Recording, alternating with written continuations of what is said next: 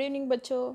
I hope सब लोग अच्छे हो और सब लोगों की लॉकडाउन वाली पढ़ाई बहुत अच्छी शुरू है। ओके और हमने अभी तक जो स्टडी किया है that is about plant tissues. Plant tissues में हमने दो टाइप्स ऑफ टिश्यू स्टडी किए, meristematic tissue and permanent tissue. Permanent tissue में से भी हमने उसके टाइप स्टडी किए, एक था सिंपल परमानेंट टिश्यू, दूसरा था complex permanent tissue. Last time हमने कॉम्प्लेक्स परमानेंट टिश्यू को स्टार्ट किया था और उसको हमने ख़त्म किया है, राइट। और फिर जाके आज हम लोग जो स्टार्ट करने वाले हैं that is about simple permanent tissue का ही इसको एक हम टाइप बोल सकते हैं, बट देन इसको हम लोग स्पेशल इंपॉर्टेंस देते हैं because this tissue is specifically into protection of the plant. ठीक है, तो इसको हम लोग प्रोटेक्टिव टिश्यूज भी बोल सकते हैं। Okay, so today we are going to start with that kind of tissue that is protective tissues. So let's begin our class. So today's chapter का हेडिंग क्या है? Protective tissues.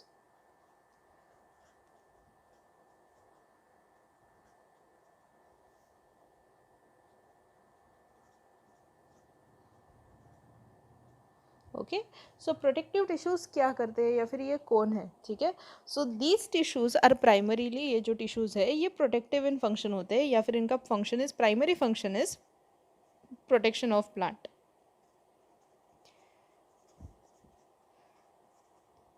ठीक है, primary function is protection. Now we know plant जो है वो stationery है, वो एक ही जगह पे रहता है, वो कभी भी मूव नहीं करता है, ये एक जगह से दूसरी जगह पे मूव नहीं हो सकता और इसी वजह से इसमें ये टिश्यू का सबसे ज़्यादा इम्पोर्टेंस है। क्योंकि अगर प्रोटेक्टिव टिश्यू नहीं रहेगा तो प्लांट को प्रोटेक्शन नहीं मिलेगा, उसकी इंजुरीज बढ़ जाएंगी, उसको मैकेनिकल वेयर एंड टेयर जो है वो ज़्यादा हो जाएगा और उसकी वजह से प्लांट को जो है वो हम बोल सकते हैं कि इंजरीज जो है वो हील भी नहीं होती है क्योंकि मोस्टली उसमें परमानेंट इशू होता है और फिर जाके उसमें अगर वेयर एंड टेयर रहेगा तो उसको भी वो कम रिपेयर करता है, नॉट लाइक एनिमल बॉडीज़। तो इसी वजह से फिर इसको प्रोटेक्टिव टिश्यू बहुत अच्छा होना बहुत ज़रूरी है। ठीक है, so has that kind of protective tissue which we are going to talk about is today. Okay, so majorly अगर हम देखते हैं तो प्लांट में there are two types of protective tissues. Okay,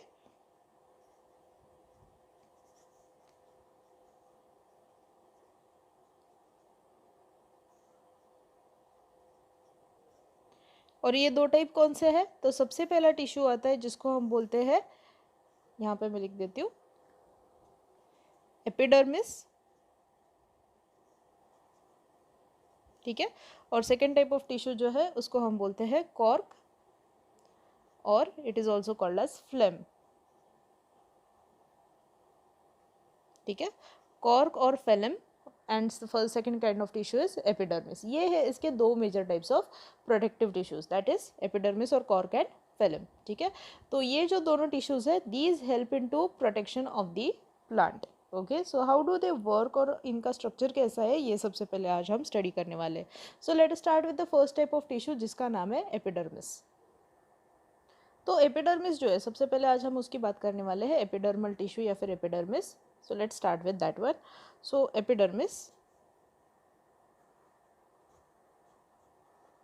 इसके एक एक करके हम कैरेक्टरिस्टिक्स पहले स्टडी कर लेते हैं कि एपिडर्मिस कैसा होता है। ठीक है, सो एपिडर्मिस जैसे मैंने पहले भी बोला it is protective in function और ये जो है वो प्लांट को प्रोटेक्शन देता है। ठीक है, तो सो एपिडर्मिस जो है this tissue which forms the epidermal layer. Epidermis में अगर मैं इसको वर्ड को ही ब्रेक करूँ सबसे पहले तो एपी यानी आउटर, ठीक है, डर्मा यानी स्किन। ओके, सो प्लांट का आउटर स्किन जो है वो है epidermis. So epidermis is the outer most covering of the plant body. Okay, तो प्लांट के बॉडी का एक्सटर्नल कवरिंग जो है वो है एपिडर्मिस का बना हुआ होता है। ठीक है, epidermis forms one cell thick outer layer, जो सबसे बाहर का लेयर होता है। ठीक है, सो जो सबसे बाहर का लेयर आउटर स्किन। ठीक है, so outer most single cell layer हम इसको लिख देते हैं of plant body is called as epidermis. ठीक है, देन ये जो है प्लांट के हर एक ऑर्गन में प्रेजेंट होता है। ठीक है, it is present on various organs of plant.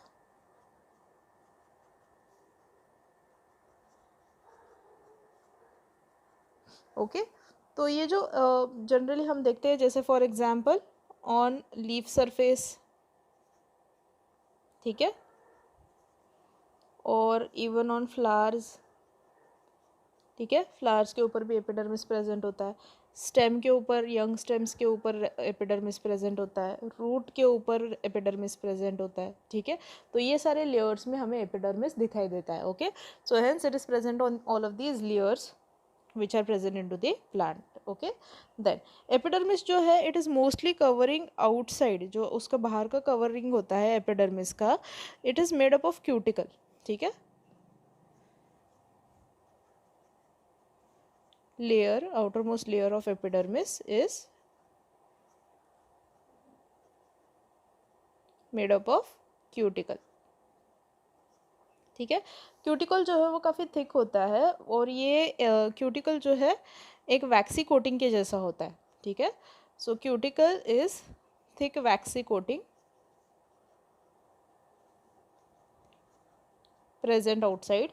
ठीक है, ये जनरली वाटर प्रूफिंग में हेल्प करता है। ठीक है, वैक्सी होने की वजह से it avoids entry of water. Okay, so hence helps the plant to keep away from और कीप वाटर प्रूफ। ठीक है, तो उसको वाटर प्रूफ रहने में वो हेल्प करता है ताकि पानी अंदर नहीं जाए। अभी ये भी एक इम्पॉर्टेंट चीज़ है प्लांट के लिए, क्योंकि वो कंटिन्यूसली एक ही जगह पे रहता है, बारिश में वो कंटिन्यूसली भीगते रहता है, तो उसकी वजह से प्लांट में जो है वो क्या करता है, it will be expose to more amount of water, तो उसको बाहर से प्रोटेक्शन करने के लिए ये क्यूटिकल प्रेजेंट है। ठीक है, तो it is made up of this coating, vaccine coating, जिसको हम बोलते हैं क्यूटिन। ठीक है, तो वो क्यूटिन लेयर से ये बनता है। ठीक है, और ये जो क्यूटिन है, that cutin is secreted by epidermal cells.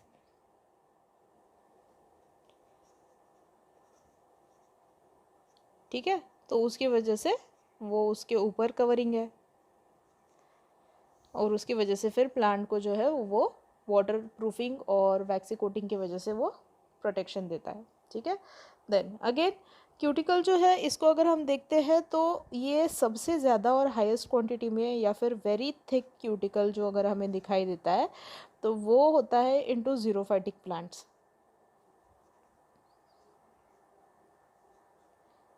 ठीक है, तो ज़ीरोफाइटिक प्लांट्स कौन से हैं? Xerophytic plants are the plants which live into desert areas. Okay, तो डेजर्ट एरियाज में अगर हम देखते हैं प्लांट का हैबिटेट जो है वो कैसा होता है, इट इज़ वेरी से ड्राई एंड एरिड कंडीशंस वाला होता है। ठीक है, तो उसकी वजह से क्या होता है कि प्लांट में से वाटर लॉस जो है वो ज़्यादा होने लगता है। तो इसको अवॉइड करने के लिए प्लांट का ड्राइनेस उसमें आनी नहीं चाहिए, इसके वजह से कि वहाँ पे बहुत ज़्यादा हीट है, तो उसके लिए क्यूटिकल उसको अब प्रिवेंट कर देता है। ठीक है, सो क्यूटिकल वहाँ पे उसके लीफ पे सबसे ज़्यादा दिखाई देता है। तो इसीलिए हम देखते हैं कि जो डेजर्ट प्लांट्स होते हैं उनके लीव्स काफ़ी हमें थिक दिखते हैं। ठीक है, या फिर फील करने में भी वो थोड़े से रबर के जैसे फील होते हैं ऊपर से। ठीक है, that is the same reason, क्योंकि उसमें क्यूटिकल बहुत थिक है। ठीक है, तो उसकी वजह से वो वैसे दिखाई देता है। देन फिर जाके और क्या हम इसमें कर सकते हैं कि और क्या होता है एपिडर्मिस में, तो सेल्स जो है उसके वो अगर कुछ तरफ देखेंगे तो वो कंटिन्यूस यूनिफॉर्म होते हैं, कुछ तरफ देखेंगे तो उसमें बीच बीच में गैप्स होते हैं। ठीक है, so they are not continuous into some places. Okay, so cells are not continuous in some places because of presence of stomata.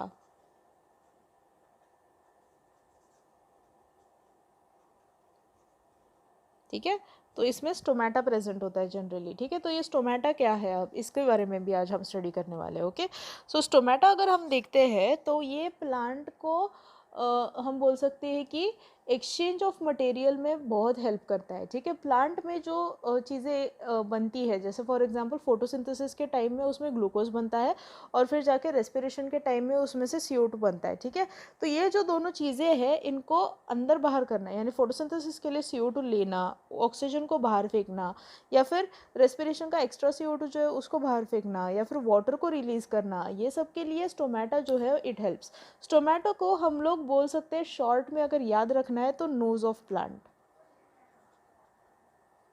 ठीक है।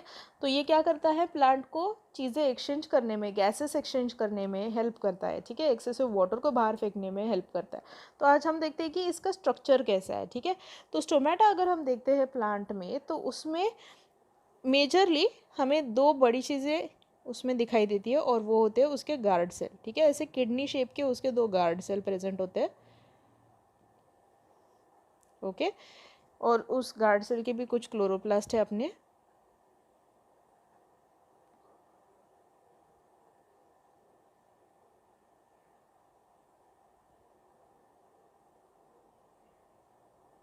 Okay, and then the next thing which we see very importantly is this spore which is present, that is used for exchanging of the gases. ठीक है, तो इसमें से ये है guard cells,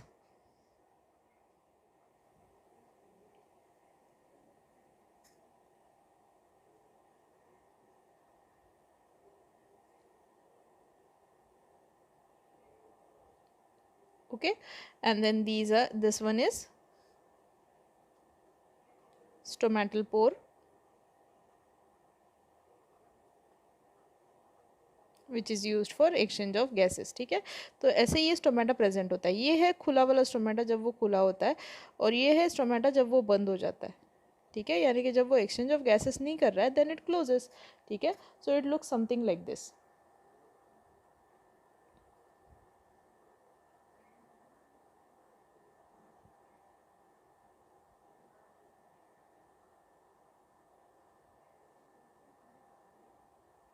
ठीक है, अब ये सिर्फ ऐसे ही नहीं प्रेजेंट होता है, तो इसके सराउंडिंग में अगर हम देखते हैं तो यहाँ पे उसके आजू बाजू के एपिडर्मल सेल्स भी प्रेजेंट होते हैं। ठीक है, तो एपिडर्मल सेल्स जो है वो इसको लग के ही बिल्कुल end to end connected cells है, ये लोग प्रोटेक्शन के लिए प्रेजेंट होते हैं। ठीक है, so they are present on the sides of the stomata.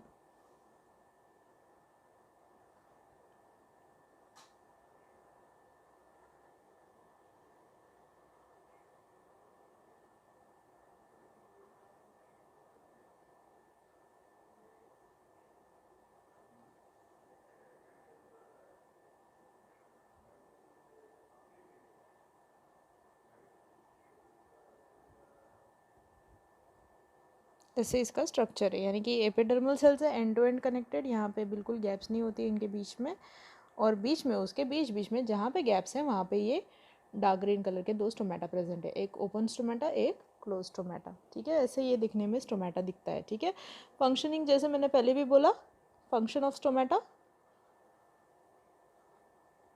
Exchange of material, exchange of gases, water etcetera. ठीक है, तो ये सब चीज़ें एक्सचेंज करने में स्टोमेटा प्लांट को हेल्प करता है। Okay, so these are the characteristics of epidermal cell, कि कैसे एपिडर्मल सेल दिखने में है, या फिर ये इनके बीच बीच में स्टोमेटा जो प्रेजेंट है वो कैसे दिखता है। आपको ये डायग्राम अपने नोटबुक में बनाना ज़रूरी है। ठीक है, इसके नीचे आप लिख दो यहाँ पे फिगर स्टोमेटा। ठीक है, स्टोमेटा का फंक्शनिंग और इसका वर्किंग और ये कैसे यूज़फुल है प्लांट के लिए, ये आप क्लास 10th में और अच्छे से डिटेल में पढ़ोगे जब आप फोटोसिंथेसिस चैप्टर पढ़ोगे। ठीक है, तो ये हो गए characteristics of plant cell, sorry of epidermis. Now let us study about the functions of epidermis.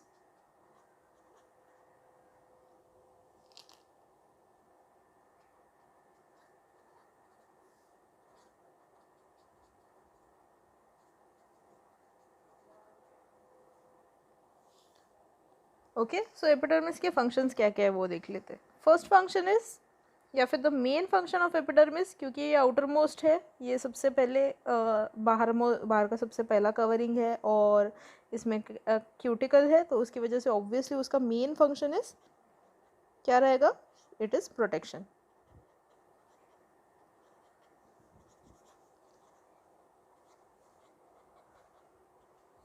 ठीक है, protection of the plant cell. Okay, किस चीज़ से protection, protection from desiccation, desiccation यानी ड्राइंग। ठीक है, क्योंकि क्यूटिकल है, एंड इन्फेक्शंस। ठीक है, प्लांट को होने वाले डिफरेंट इन्फेक्शंस और फिर जाके प्लांट का ड्राइंग होने से उसको बचाने का काम जो है, मेन फंक्शन जो है वो क्या करता है, एपिडर्मिस करता है. That is main function of epidermis is protection. ठीक है. Second function of epidermis is because of presence of cuticle, उसका एक फंक्शन बन जाता है. ठीक है. तो क्यूटिकल जो है एपिडर्मिस का, ये रेट ऑफ ट्रांसपिरेशन को जो है और इवेपोरेशन ऑफ वाटर को जो है उसको रिड्यूस कर देता है. ठीक है. क्योंकि क्यूटिकल वैक्सी है. ठीक है. So it cuts the rate of transpiration. Okay हमने ट्रांसपिरेशन ऑलरेडी पढ़ा हुआ है ट्रांसपोर्टेशन ऑफ वाटर में. ठीक है. स्टोमेटा के थ्रू ये जो है सबसे पहले ट्रांसपिरेशन होता है, स्टोमेटा के थ्रू वाटर लॉस होता है. ठीक है. तो उसको प्रिवेंट करने का काम जो है ये क्यूटिकल करता है. ठीक है. Cuts the rate of transpiration, because of cuticle it is possible. Okay. So which in turn it avoids wilting of leaves. ठीक है. विल्टिंग यानी ड्राई होके लीफ गिर जाना, उसको बोलते हैं विल्टिंग. ठीक है. तो जैसे ही उसमें पानी रहेगा तो लीफ जो है वो ड्राई होके गिरेगा नहीं. Okay. So hence it prevents wilting of the leaves. ठीक है. उसके अलावा फिर स्टोमेटा जो है एपिडर्मिस में इट एक्सचेंजेस द गैसेस. ठीक है. तो गैशियस एक्सचेंज लिख देते.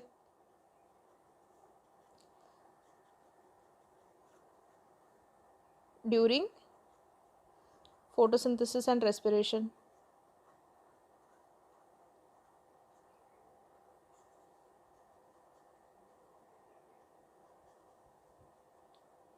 It is done by stomatas. ठीक है. Then next function of epidermis is stomata जो है it also helps into transpiration.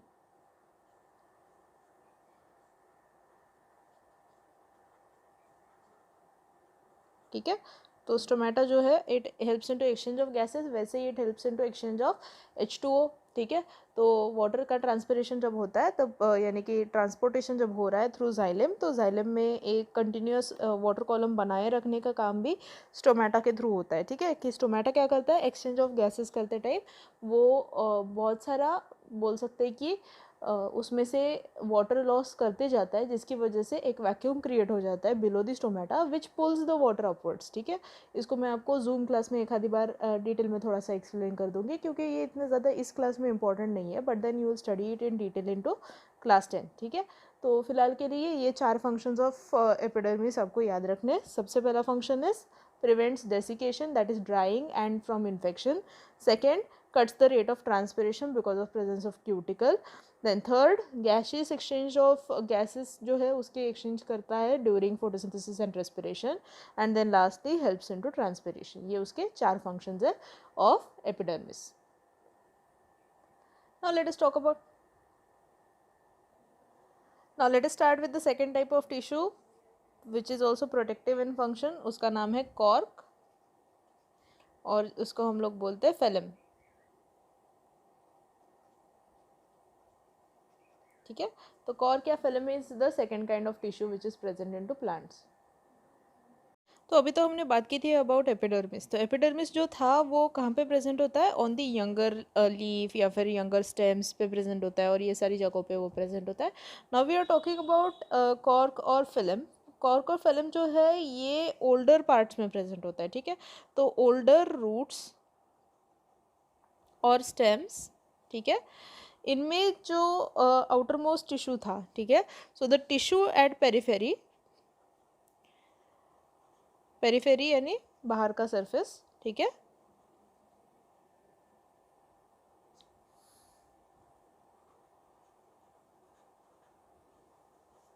it gets converted into this thick and hard, or not so hard but then thick and hard surface. ठीक है. which is called as cork. ठीक है. तो ये है cork का फॉर्मेशन. कॉर्क का formation कैसे होता है, बिकॉज द जो ओल्डर पार्ट है उसमें सबसे ज़्यादा ये जो थिक लेयर्स है वो प्रेजेंट हो जाती है इनटू द ओल्डर पार्ट्स, जो सुपर लेवल ऑफ प्रोटेक्शन दे रही है इनको. ठीक है. तो इसीलिए ये कॉर्क बन जाती है. कॉर्क जो है वो काफ़ी थिक होता है और ये जो है उसमें बिल्कुल इंटरसेल्युलर स्पेस नहीं होती है. ठीक है. तो उसकी कैरेक्टरिस्टिक्स में एक एक लिखते जाती हूँ. ठीक है. So cork is made up of dead tissues. ठीक है, ये उसका फर्स्ट कैरेक्टरिस्टिक है। तो इसी वजह से कॉर्क जो है वो काफ़ी हम बोल सकते हैं हार्ड होता है और इसकी वजह से प्रोटेक्टिव इन नेचर होता है। ठीक है, तो इसको कुछ फ़र्क नहीं पड़ता of changing environment and other conditions. Okay, और इसमें वॉल्स जो है उसकी वॉल्स आर थिक, क्योंकि वो डेड है। ठीक है, तो उसकी वजह से इसकी वॉल जो है वो थिक हो जाती है। ठीक है, एंड सेल्स के बीच में नो इंटरसेलुलर स्पेसेस।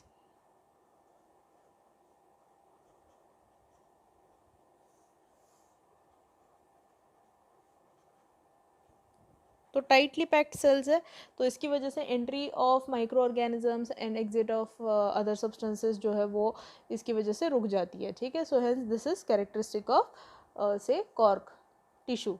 ठीक है, देन नेक्स्ट कैरेक्टरिस्टिक जो है कॉर्क की वो क्या है?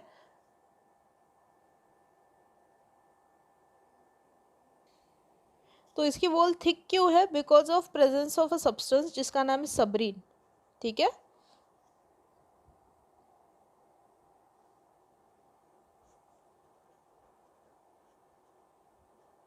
सबरीन नाम का एक वैक्सी सब्सटेंस है। Okay, it gets deposited on the walls of the cell. ठीक है, it is deposited on,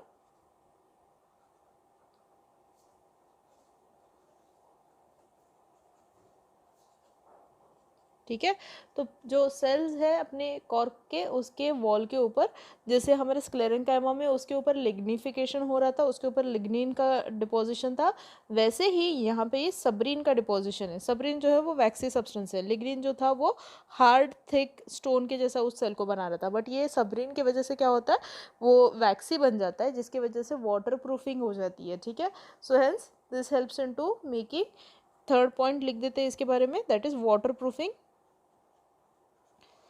makes the plant waterproof. Okay, or it say it becomes impermeable for exchange of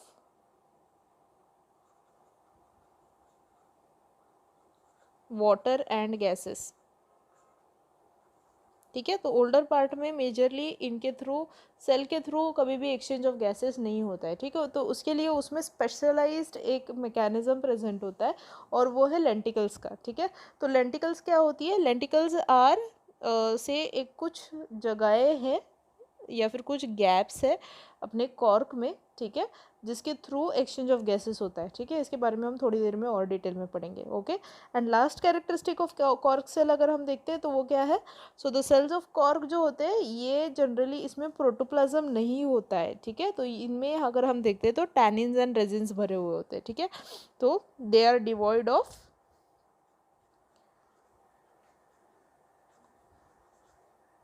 protoplasm, क्योंकि dead cell है। ठीक है, तो protoplasm का कुछ functioning ही नहीं है, and filled with resins and tannins. ठीक है, अब ये रेजिन्स एंड टैनिन्स क्या सब्सटेंसेस है? तो रेजिन्स जो है और टैनिन्स जो है these are plant waste. Okay, तो जनरली ये लोग क्या करते हैं, प्लांट को हम बोल सकते हैं वेस्ट होने की वजह से it gets deposited into areas, जिसकी वजह से वुड में जो है वो डार्क कलरिंग जो आता है वो रेजिन्स एंड टैनिन्स की वजह से आता है। ठीक है, अभी रेजिन्स एंड टैनिन्स जैसे मैंने पहले भी बोला कि ये प्लांट वेस्ट है, तो थोड़ा सा ये टॉक्सिक भी होता है, तो इनके ऊपर कभी भी इसको अगर इंसेक्ट वगैरह खा लेता है तो उसकी डेथ हो जाती है। ठीक है, तो या फिर इसमें कीड़ा वगैरह नहीं लगता, या फिर इसी वजह से प्लांट के ऊपर पैरासाइट्स जो है वो ग्रो नहीं हो सकते। तो ओल्डर पार्ट्स को बचाने का काम कौन करता है? रेजिन्स एंड टैनिन्स यहाँ पे जो डिपॉजिट हुए हैं वो लोग करते हैं। ठीक है, तो उसकी वजह से प्लांट में इन्फेक्शन या फिर उसमें पैरासाइटिक इन्फेक्शन ये सब चीज़ें अवॉइड हो जाती है। तो यहाँ पे अगर आप देखते हो डायग्राम में, तो यहाँ पे आपको दिखाई दे रहा है कि जो अपना कॉर्क है उसका टीएस दिखाया हुआ है। ठीक है, so this is TS of a cork cell.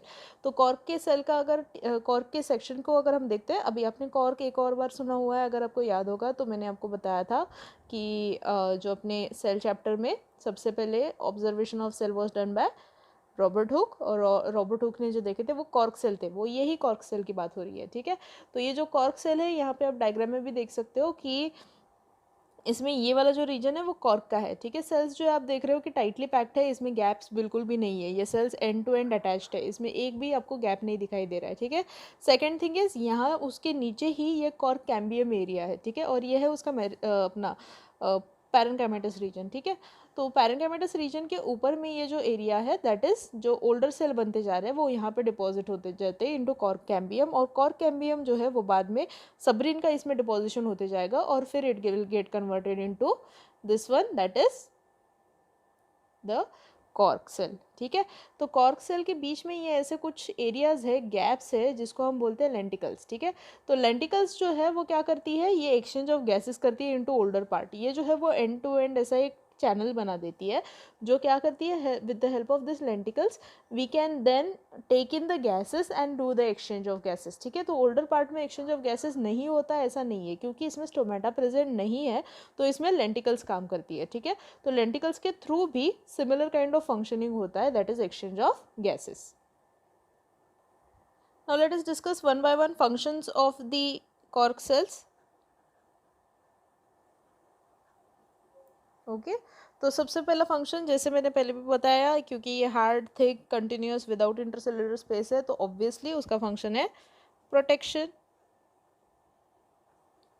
ठीक है। तो प्रोटेक्टिव इन फंक्शन है कॉर्क जो है, ठीक है।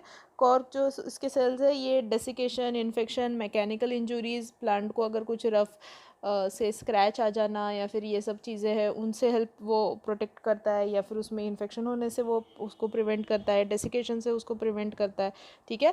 तो ये सब चीज़ों से उसको प्रोटेक्शन मिलता है through cork, okay. Second is क्योंकि वो इम्परवियस है, यानी कि उसमें स्पेसिस नहीं है, ठीक है, उसमें लाइटनेस है, दैट इज़ इसमें ज़्यादा कुछ से हार्ड नहीं है सेल्स, ओके। सबरीन की वजह से वो वैक्सी है, उसमें टफनेस है, ठीक है, कंप्रेसिबिलिटी है, और इसी वजह से कॉर्क जो है इट बिकम्स इकोनॉमिकली इम्पोर्टेंट, ठीक है, इकोनॉमिकल और कमर्शियल,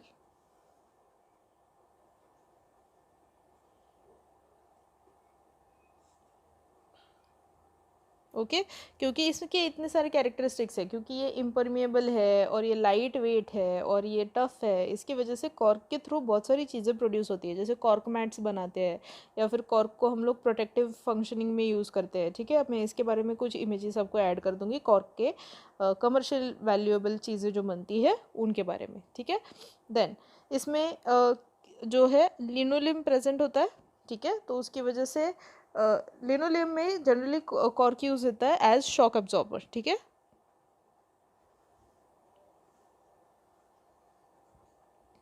क्योंकि ये सॉफ्ट है और फिर भी ये रिजिड भी है, ठीक है। तो सॉफ्ट होने के साथ ही या फिर लाइट वेट होने के साथ इट इज़ कंप्रेसिबिलिटी है इसमें, ये स्क्वीज इन हो सकता है, इसी वजह से it can be use for shock absorption also, okay.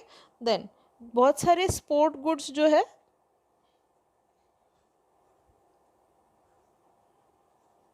Okay, जैसे फॉर एग्जांपल टेबल टेनिस के हो गए, या फिर शटल कॉक्स हो गए, या फिर जाके क्रिकेट बॉल्स हो गए, वुडन पैडल्स हो गए, ये सब चीज़ें जो है these are produced from cork, okay. तो इनमें जनरली कॉर्क के ये सारे कंप्रेसिबिलिटी और उसकी फ्लेक्सिबिलिटी को लेके और उसकी टाइटनेस एंड टफनेस को, ये सारी चीज़ें मतलब एक साथ वो टाइट एंड टफ भी है और वो कंप्रेसिबल भी है और वो लाइट वेट भी है, ये सब चीज़ें उसको मेंडिंग के लिए बहुत ज़्यादा हेल्पफुल है। इसलिए मोस्टली स्पोर्ट गियर हो गया, या फिर इंस्ट्रूमेंट्स हो गए बहुत सारे, या फिर शॉक एब्जॉर्प्शन के लिए बहुत सारी जगहों पे, इवन कमर्शियली कुछ चीज़ें बनाने के लिए हम लोग कॉर्क का यूज़ करते हैं, ठीक है। So hence this are the uses and functioning of cork, okay. So this is about permanent tissue, simple permanent tissue, और उसका फर्स्ट टाइप जिसको हम बोलते हैं protective tissues, that is epidermis and cork and phellem. I hope आपके ये जो point है वो क्लियर हो गया है। अगर आपको इसके बारे में जो भी डाउट होगा तो आप मुझे पूछ सकते हो, मैसेज कर लो तो मैं आपको एक्सप्लेन कर दूँगी, ठीक है। ऑल्सो इसमें और एक फंक्शन रह गया, लेंटिकल्स के थ्रू हम लोग क्या करते हैं, exchange of gases,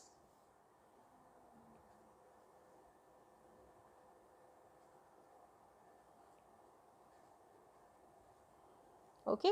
so these are the functions, different functions जो है वो सारी चीज़ें हमने अभी यहाँ पे हमने डिस्कस कर लिया of cork and phellem. Also we have discussed about epidermis, I hope ये सारी चीज़ें क्लियर है। आप अपना टाइम लो, इसको स्टडी करो अच्छे से। आपको जो रेज़ॉक्सी के शीट्स प्रोवाइड किए गए हैं उसको आप अच्छे से स्टडी कर लेना। उसमें पेज नंबर 27 पे I think so review question दिया हुआ है, इसको आप सॉल्व कर लेना। प्रोटेक्टिव टिश्यूज़ के बारे में है ये, ठीक है। And this actually ends with the plant tissue part of our chapter.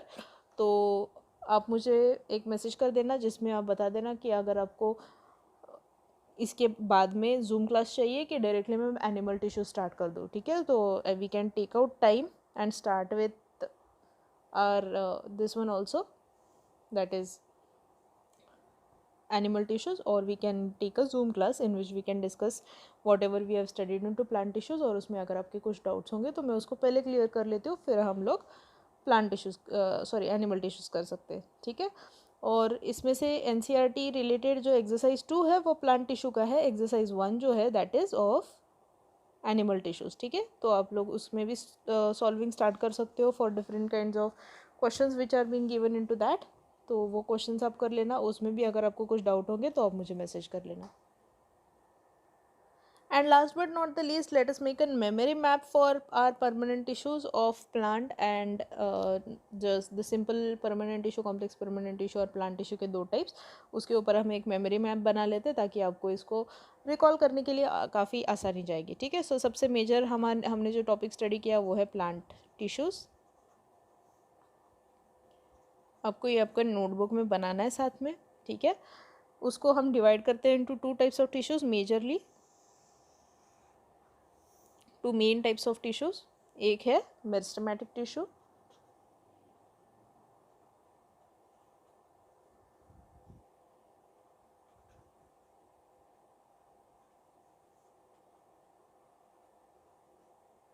ठीक है, और दूसरा टिश्यू है परमानेंट टिश्यू।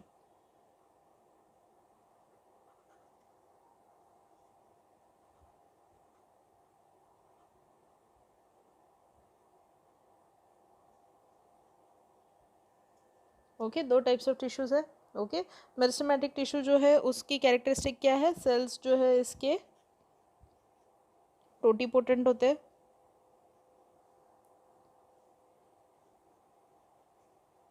अच्छा। टोटीपोटेंट से याद आया, आप लोगों ने मुझे अभी तक अपना कैरेट का प्लांट नहीं दिखाया है, किसका किसका कैरेट का प्लांट बन गया, please send your pictures, okay. I am waiting for them and are capable of cell division,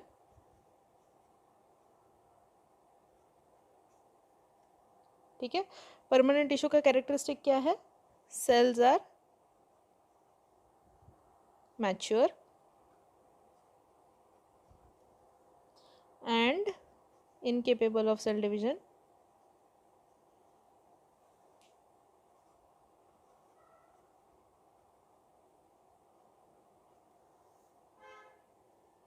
ठीक है। फिर मेरिस्टेमेटिक टिश्यू को हम लोग 3 सेक्शंस में डिवाइड करते हैं मेजरली।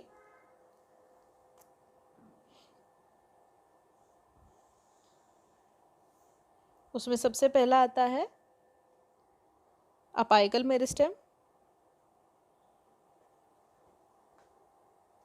जो कि प्रेजेंट होता है on tip of root and of shoot,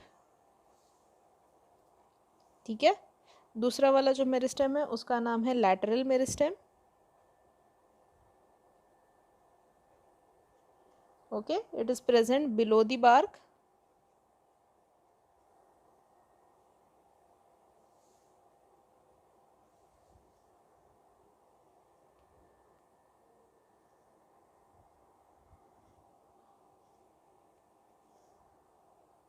and dicot में जो है वो कैम्बियम में और स्टेम में, cambium of root and stem में प्रेजेंट होता है, ठीक है।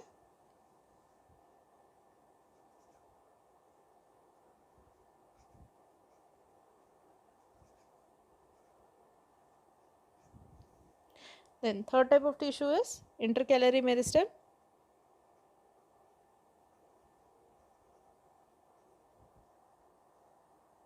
इंटरकैलरी मेरिस्टेम जो प्रेजेंट होता है वो होता है at the internodes of the plant,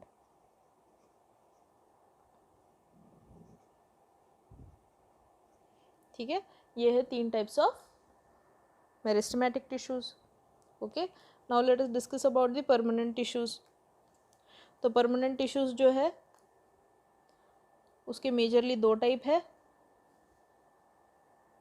सबसे पहला है सिंपल परमानेंट और दूसरा है कॉम्प्लेक्स परमानेंट।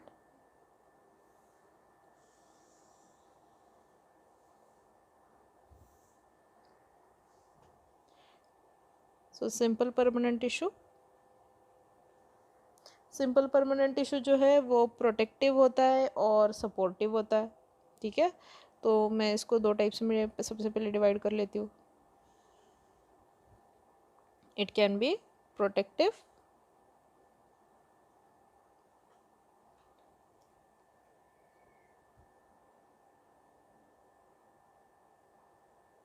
और इट विल बी सपोर्टिव।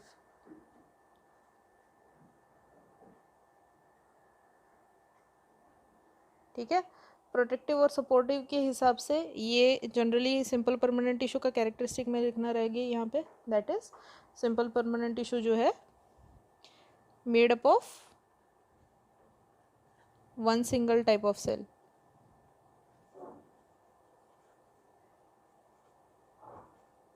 ठीक है, ये इसका कैरेक्टरिस्टिक फीचर है।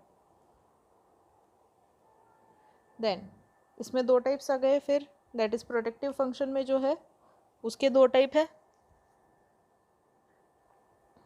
कौन से पहला आता है कॉर्क और दूसरा आता है एपिडर्मिस।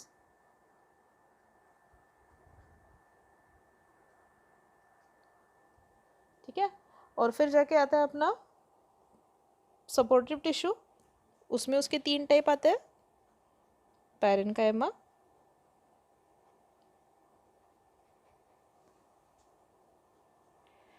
Collenchyma, sclerenchyma.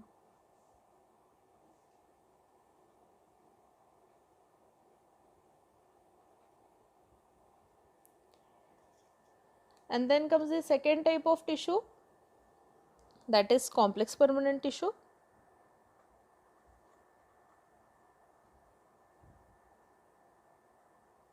ठीक है, कॉम्प्लेक्स परमानेंट टिश्यू जो है ये जनरली कंडक्टिंग टिश्यूज है।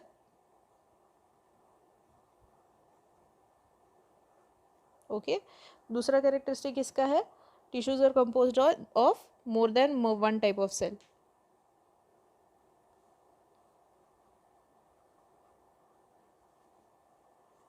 ओके, ऐसे इसका बने हुए टिश्यूज है उसके। देन इसमें दो टाइप्स आती है, एक है जाइलम और दूसरा है फ्लोएम। ओके, जाइलम में उसके चार components, tracheids,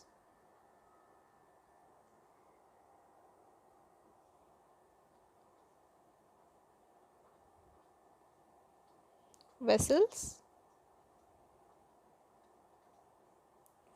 xylem parenchyma,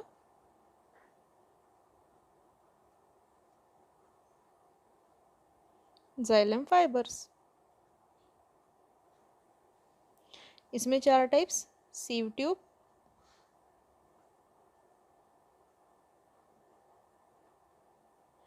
companion cell,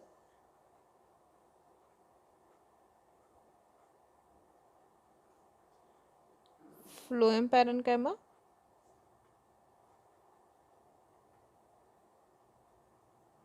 phloem fibres. ठीक है, या फिर फ्लोएम स्क्लेरेन्काइमा। ऐसे इसके चार टाइप्स है। ओके, चार types of tissues. So this completes the entire plant tissue chart for us, that is plant tissue और उसके क्या क्या चीज़ें प्रेजेंट है उसके बारे में आज हमने पूरा चैप्टर में से फर्स्ट टॉपिक जो है वो कंप्लीट कर लिया, that is plant tissues. I hope आपको ये सब कुछ क्लियर है। Take your time, do these, prepare these notes. आपको जो आपके जो शीट्स है उसमें जो आपको दिया हुआ है, जो different kinds of differentiate between tables है, ये सब आपको आपके नोटबुक में नोट डाउन करने हैं, ज़रूरी है। डायग्राम्स आप प्रैक्टिस करो, okay, and then send it for me to check them. Okay, so I will leave you with this today. Next time आप मुझे बता देना जूम क्लास अगर ज़रूरी है, then we will take a zoom class. Okay, चलो I see you in to next class. Till then bye, take care.